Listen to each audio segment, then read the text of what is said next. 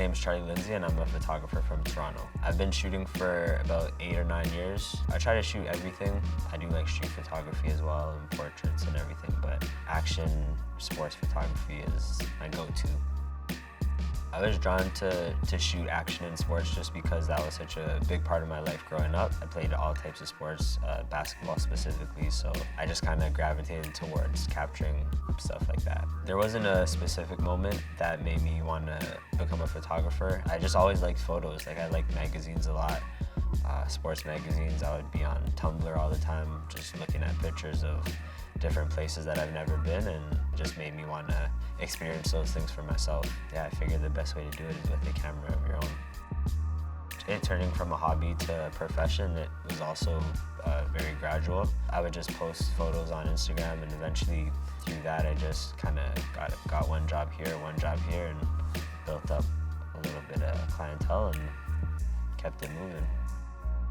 The first photo I decided to share today was from my first NBA game, and I shot it with a Canon 6D, and I was pretty excited about that moment. I had shot basketball before, but to shoot like the best of the best athletes, it was pretty eye-opening. What you envision when you shoot basketball, and like especially the NBA, is like high-flying action and dunks and stuff like that. So I was able to capture a dunk from Terrence, and I thought it was a pretty cool photo. So I feel like that was a good place to show like the start of that journey. To fast forward to now, the more recent photo I decided to share was a photo of Williamson dunking, and I took that this summer with the 1DX Mark II. You can compare it to the previous photo, and I just think how I shoot sports has evolved, and that's a big part to the camera I'm using.